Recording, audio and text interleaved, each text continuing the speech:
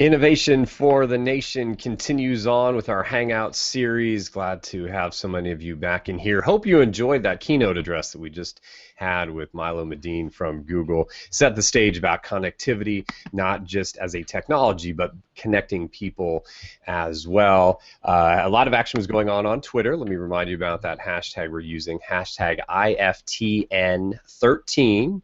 Innovation for the Nation. IFTN13 is the hashtag. One of the comments that came across during the keynote address, and it was retweeted from something that Milo shared with us, was don't settle for what we have.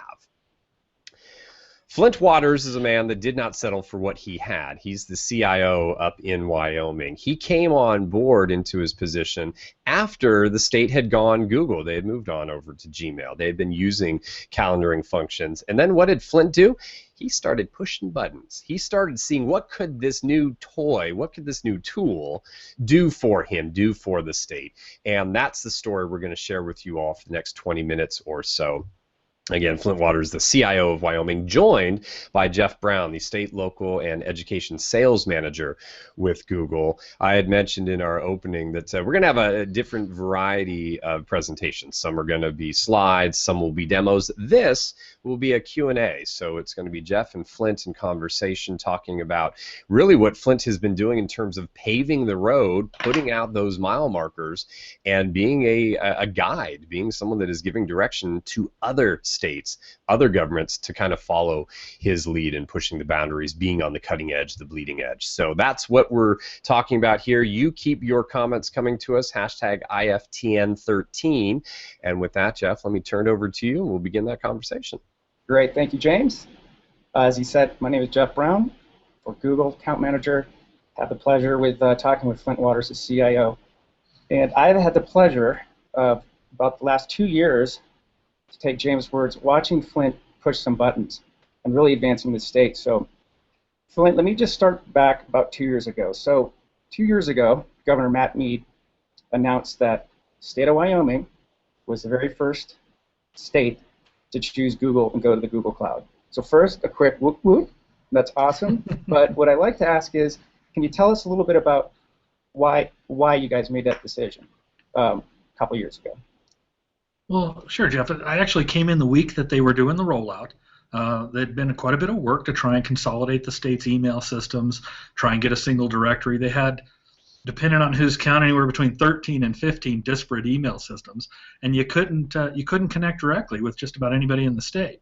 So they did a big push, and the day that I walked in, it was they met me at the door and said you can have a BlackBerry and a Windows box, and we from the Google shift we started lifting from there. Nice. So, do you think having the governor as a tech-savvy or innovative type of person is important? I mean, to make that decision and be involved with that. Is that crucial on a scale from 1 to 10? Is it a must type of thing? Well, there's no question it's a huge advantage. Having a governor that recognizes that advances in tech, if used properly, are definitely a quality of life impact makes all the difference in the world. So when we started talking about wanting to have access anywhere from any device at any time, he was in. He's carrying portable devices, smartphone, tablets. He's on the road. He's in communication constantly.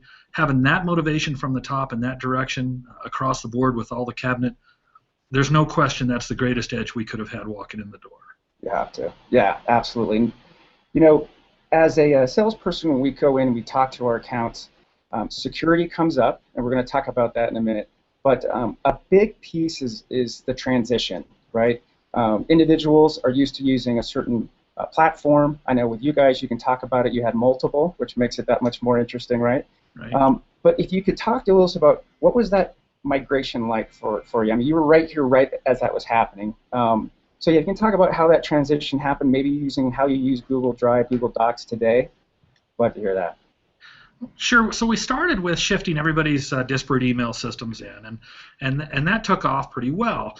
But we had marketed this in the state as an email transition, and we very quickly figured out that we missed the boat on that. We really should have recognized from the very front end that this was an opportunity to have a paradigm-shifting moment in how we embrace technology for the state. So moving to the simultaneous authoring of the documents, moving to the ability to share without all the work group servers, without everybody having to run their own domain. I mean, that was just a massive shift for us, for the state. It was very much a cultural change. We went mobile. So many people walked away from their physical desktop, and now we do hallway meetings. We do innovation on the fly as we're moving. They can go in and create a collection and share communications across disciplines. So game and fish, DOT, health. They could jump in and open up a share and start sharing as easily as they used to address an email. And in fact, it's even easier because before they didn't even have a single directory to find everybody for their email. So that was a very big change. And it takes a mindset shift. So many folks in the state had kind of a sense of an investment in themselves and the technology they had learned to use. So in their agency, they were the best at how to get around in GroupWise or in Outlook, whatever their agency used.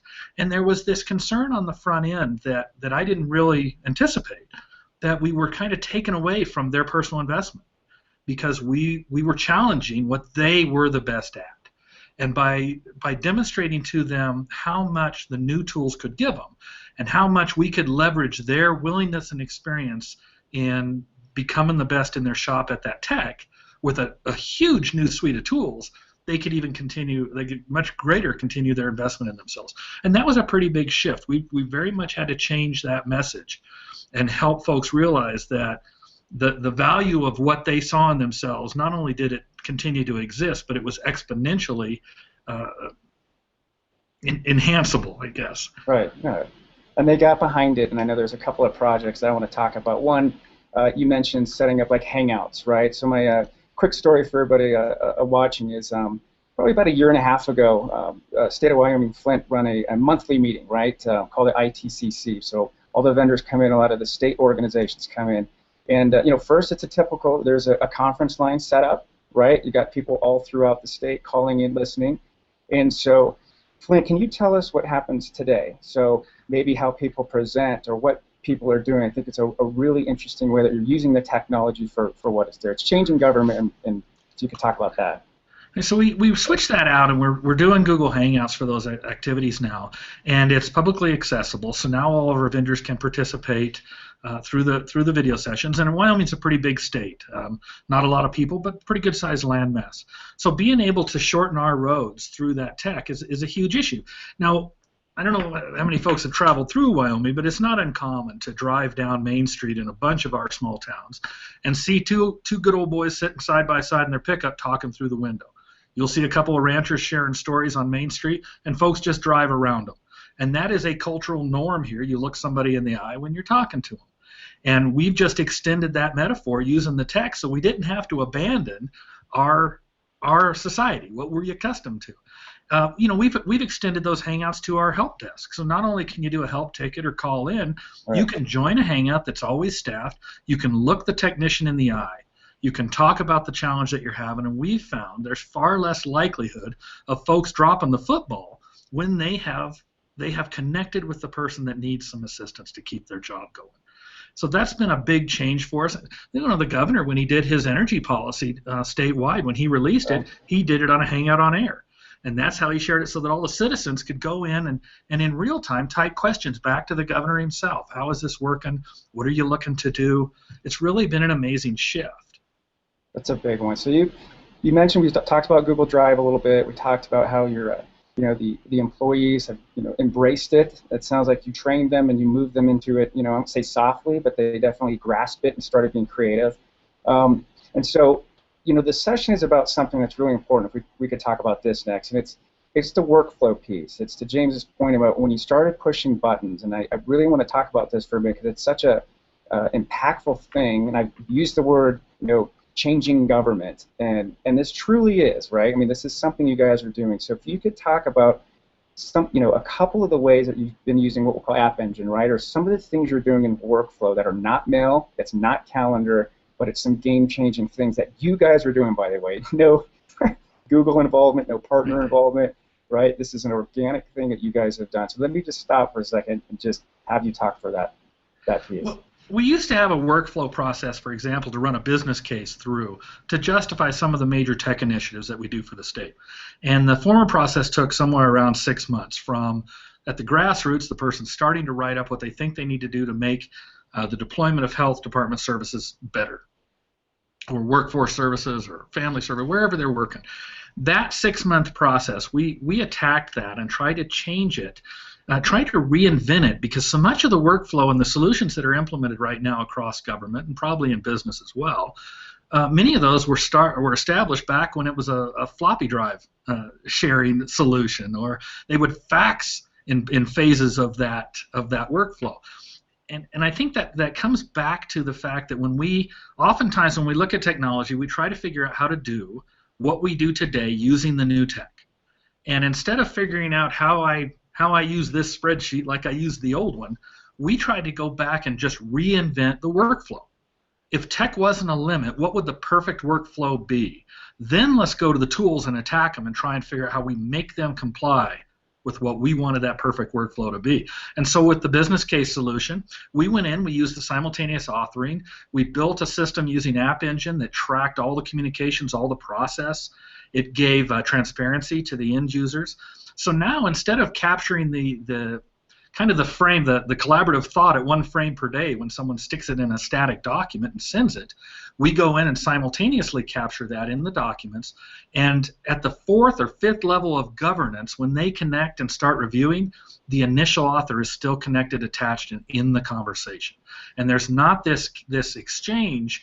That we used to handle that like an email would get sent to the manager and then forward to the supervisor and then down to the worker, and they'd answer the question and then it'd go back up and get messed up, and it was a lot of challenge for us. And now we've improved really the knowledge of everyone in the process, because they can see it in real time as those conversations take place. So we built that out using App Engine. We share it using the web, so there's no DR issues. You can access it anywhere from any device. I now have folks that can check on the status of their business case request, of their everything, their help tickets from a Nexus tablet. And that has been huge. We've cut that down to at most a 1-month process, and the reason it's at a month is now the physical limitation. We bring citizens in to also review these business cases, and they're volunteers. And I don't like to ask them to come in multiple times every month. So now we're down to a realistic limitation, not something that tech imposed on us, and we all learn to live with. So a 6-month, right? Or 6 months down to a couple of weeks, something like that. Does that sound about right? Right. Depending on when you submit it, is much faster, much easier to turn solutions around. And we've designed it so that the modules we built for this workflow manager, we use it also in our procurement system. Right. We use it for the governor's constituency relationship manager. We've set that all up. It lets us take those plugs. We've very heavily invested in building on that App Engine solution. Yeah. I mean, that's one of the needs, I'll just tell you quickly, is the governor can go to a different district, a different area of Wyoming, gets the feedback from the emails, whether it's about wolves or it's about some bridge or things that are happening. So literally, right, where's his GPS at? I mean, that, right? Come on. Right, so we set that up so that when, you have the citizen in Green River that writes a letter to the governor because they're concerned about what's going on in government. That's scanned in, loaded into Google Docs, and we have all of that set up so that it's geographically relevant depending on where the governor's going. It's all issue dependent. As he's moving into a community, he can bring up and see where the citizen feedback is coming from, what the message is, and he can even pick a message and drill down into it and see the scanned copy of the citizen's letter.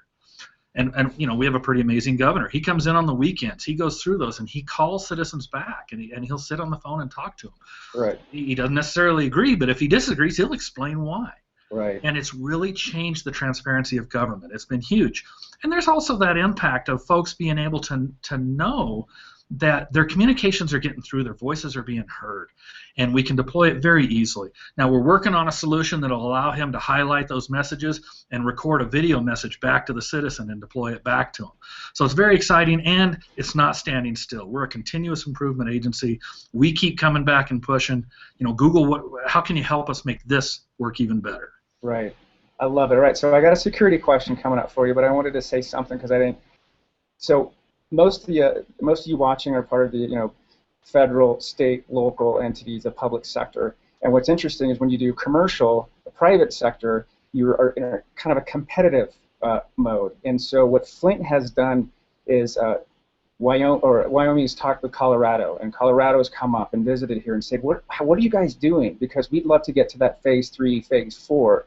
And so Flint's team has shared their knowledge and say, hey, here's the pre-built 80% for this procurement thing, or for this single sign-on thing, or for this government CRM thing. So I wanted to quickly tell everybody that's such a unique thing in the public sector, because, hey, we're nonprofit, right? We're all about the citizens and doing good for government. So I think it's a really neat thing that you guys are sharing that and willing to talk with others. Okay, so security. Let's do this, because it's always one or two. We already talked about change management. Everybody, if you were to Google Flint Waters, you would see his background is absolutely in the cyber security world for IT.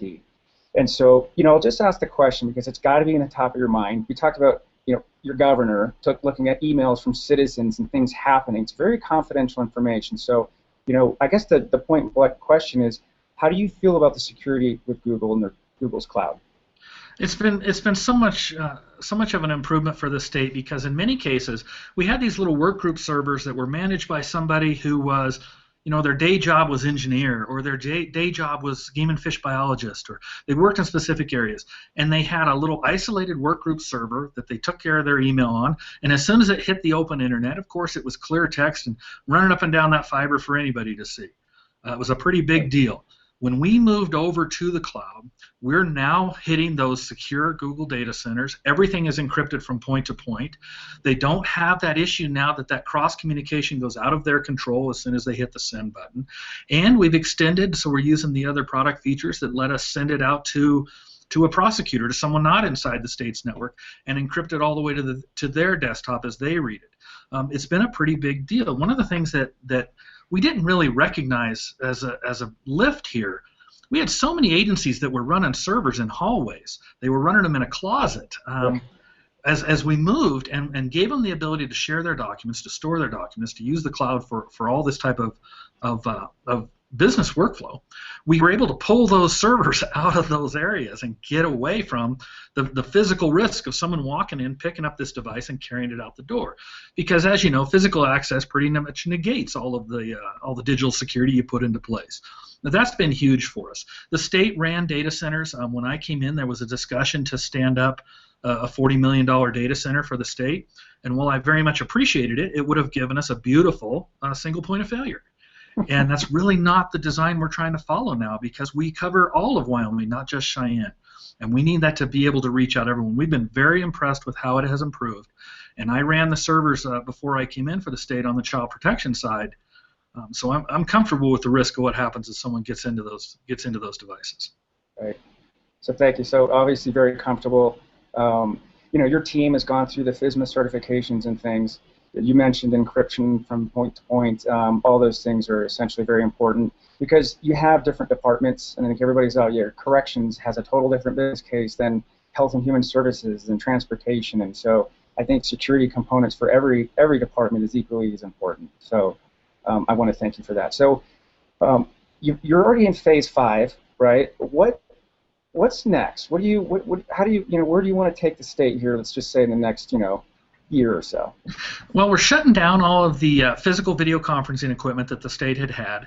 Our legislature last year defunded it. In fact, we spent more on the video conferencing units than we pay for the Google services.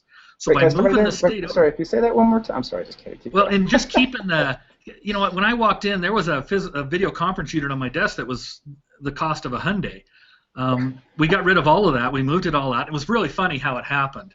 The governor flew to meet some troops that were returning, some guard troops that were returning from overseas. And when he flew to meet them at this big auditorium, the airport got socked in and he couldn't land. So they brought him back to Cheyenne. We ran over, set him up with video conference stuff, got him hooked up with just a Logitech camera and a high-speed connection, put him on a big screen there, and he was able to welcome the families and talk to them and have a face-to-face with them, even though the weather wouldn't permit. And that was the end of it. At that moment, all those old legacy video boxes got pulled out, and they're gone. So we're moving the state over to Hangouts. We see that as a high-end solution for shortening our streets here, shorten those roads in Wyoming. And we're also going to be rolling out Google Apps accounts for every student and educator in the state. We're doing a Wild for Life project so that we can provide that and help them preserve their digital presence forever. As they move through school, instead of having to lose all their connections every time they change schools, we're going to keep that available for them and carry them on. So lots coming. Very exciting. That follows them all the way through. That's amazing. I thought you were going to say something about self-driving, maybe for transportation, or self-driving snowplows or something like that. But so, hey, Flint, I think our time is up for now, for at least the questions that I had. So, James, I want to hand it back to you. See if you've got anything on the Twitter feeds or any questions that the audience might have for Flint. We do have questions. I've been queuing some things up. Again, folks, if you want to be heard, hashtag IFTN13 over on Twitter. And in fact, let me get over, Brandon is over on Twitter with us, and he was saying that they are following your lead. Looks like he's out there in Colorado, and says the investment you guys have put into the apps engine is remarkable. Game-changing model. They are following it in Colorado. So, Brandon, thanks for that message delivered, sir. Hallway meetings. You said, Flint, you do hallway meetings. What is a hallway meeting? Well, we're in an old schoolhouse, and so we've got these massive hallways where they used to accommodate all the kids dumping out of class and in the session breaks. So what we did is we went out and picked up some standing height tables and ran them up and down the halls, put some video and some whiteboards up, and then I closed a bunch of the meeting rooms in our building. So instead of folks booking an hour and disappearing somewhere to have discussions about the future of our tech, we make them meet in the halls. And so now you'll see the network teams stand around these meetings. They do scrum, so someone will set the clock, and they'll have 10 minutes or 15 minutes to get through their items and problem solve. And that way server folks wander through, they join in the conversation, or they just listen to hear what's happening. It's kind of that theme of trying to force the collaboration, force the collision of the folks that can bring their brilliance to bear on what we're trying to solve for the state. And it's been huge. It's made a huge difference. We're taking ourselves a lot less seriously than we used to. You'll see them cutting up out there, and from time to time, they'll be problem solving, and at lunch they'll have slot car races in the hall. So it's really changed our culture, and the fact that they're so portable has made a huge difference, because now they can just walk up with their tablet, connect, and they're live. All right. James, a quick thing here. I think it was about a month ago I was visiting, and in the hallway hangouts, they were doing a Mexican fiesta theme. It's hilarious. So people are having fun, literally having fun, talking with their peers on Hangouts, talking with some other people maybe across the state who couldn't be here in person. So, as Flint said, really are trying to change some things here and actually have a little fun at the same time.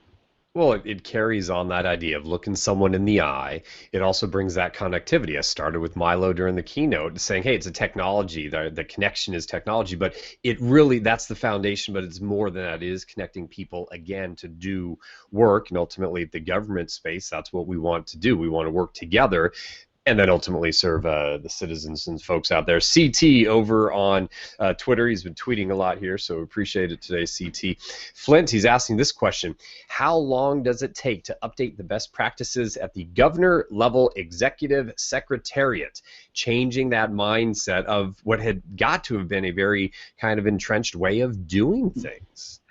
Well, without a doubt, you really need to move towards this concept of an agile culture. It's not just agile development. We went in and met with the governor. We showed him all the new technology. We go in and just get him excited about the things that he can work with and work on. So we went in and we pulled out the presentation projector out of his office. We set him up with wireless connectivity to the video feeds in there. He can go in and do interviews. So he interviews positions now through Hangouts, and he'll have the guy on the big screen. Really, it's a matter, if you've got somebody that's passionate about tech and how it can positively impact us, you put the right tool in their hands and they're off and running. I took a little mini tablet over there. I just gotten it in. It was a brand new release. Walked into the Deputy Chief of Staff office to show it. Somehow the governor sensed I had new tech. He shows up 30 seconds later, picks it up, looks at it, disappears. I haven't seen it since.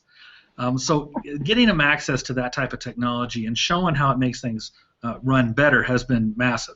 And of course, the directors, who spend a lot of their time practicing being stoic, can't really resist when the governor says, don't send me an email and request 45 minutes. Jump on the chat, jump on the video, and let's talk. Awesome, awesome, awesome. Let me stop down for a quick moment here just to mention again, we've got a lot of activity on Twitter. Marty is out there. He posed a general question asking if anyone out there was working with juveniles using Google Hangouts, and then mentioned also that a lot of perspectives were being shared in the resource lounge, the networking lounge, about that idea. So again, folks, Twitter, the networking lounge, these are going to be great areas outside of the Hangouts that we'll be doing to just share ideas. And in fact, I'll plug right now, Jeff and Flint, as well as some folks that are joining us from some of our sponsors and partner companies, Cloud Sherpas and SADA Systems. They'll be doing a live scheduled chat coming up in about 5 minutes from now for the next half hour. So we'll be stopping down in a couple minutes. Got one or two more questions for you, Flint. And then folks, will encourage you, head on over to the networking lounge, continue the conversation with these two guys, and again, reps from our partner companies. That's what we'll be doing, kind of our theme throughout the rest of the day. On the technical front, Flint, to prepare to make some of these cultural changes, and I want to talk about both ideas, but on the technical front, what advice do you have for other CIOs like yourself, whether it's of a state or whether it's someone that's running a large city? What can they do on the technical front to start preparing themselves for the change? We'll talk about the cultural aspect in a second. Well, I think a lot of it is asking yourself less about where have you been and more about where do you want to go. I think that's a lot of the discussion, because a lot of questions come through on how do we manage this piece of data that is tied into some sort of legacy solution. When we tackled this, one of the things that we wanted to force the discussion to be is how do we reinvent? How do we start over in several areas? So we have a lot of places where we had legacy database servers and committed processes that were tied to that. So instead of trying to figure out should we migrate, how do we lift, we brought in a guy and he wrote a synchronization solution in a couple of days that we could point it at legacy databases. It would replicate the schema, load it into the HRD in Google's App Engine Cloud, and give us a publicly accessible, if we wished, complete copy of that database and keep it synchronized. So instead of just the walking away from how we did, or do we have to reinvent from the ground up, look at all the potential ways that we can leverage this technology to answer tomorrow's question. And that was a big lift for us. Also, that whole discussion of when you're asking it, how do I move to portable? How do I move to access anywhere and bring your own device? You look to folks that are doing that really well, and that's been a very big discussion for us at the conferences that we have with the other CIOs. It comes up frequently. Hey Flint, can I jump in here? Sorry guys, I'm going to be in trouble. I didn't ask this question point blank. Flint, has the state of Wyoming saved any money, for crying out loud? Well, without a doubt, we reduced staffing through attrition by 14 positions. We had far less servers to manage. The true tangible is going to be very difficult to get above that. So there's $1 million a year right there we're saving.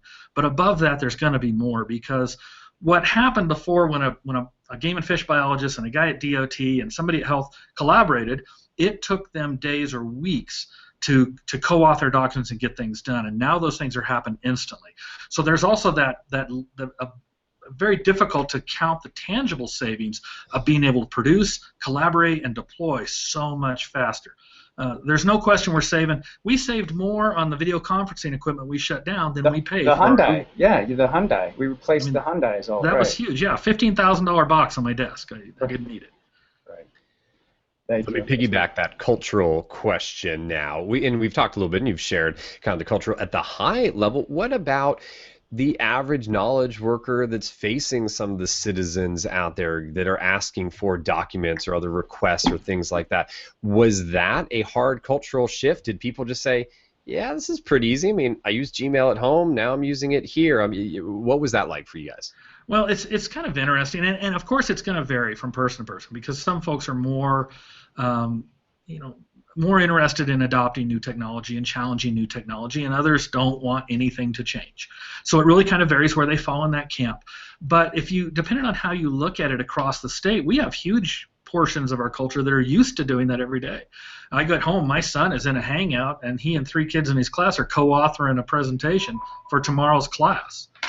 That's how that works, right? They're used to it. It just kind of depends on where we reach into the economy. Before, they didn't have any method of tying into our state systems and getting data. So it's not like they're having to relearn something to be able to get in. This has been huge. We're working on the single sign-on so that when citizens get an account to interact with health, later they can interact with DFS using the same account. And that's just going to make life easier for them and make us far more accessible and transparent. It is. It is. You've made a change in David. He loves the hallway meetings. He is going to ask for someone to tear out some walls. So sledgehammer sales may be going up in David's state there. Flint, you're breaking down walls. There you go. There's your metaphor. Jeff, it's kind of funny. We tore out a bunch of the cubicle walls as well because we had these little mazes that employees would wander through, and I had folks wondering where the cheese was at the end. So we kind of had to break through that and move to more bullpen and collaborative environments. It's been huge.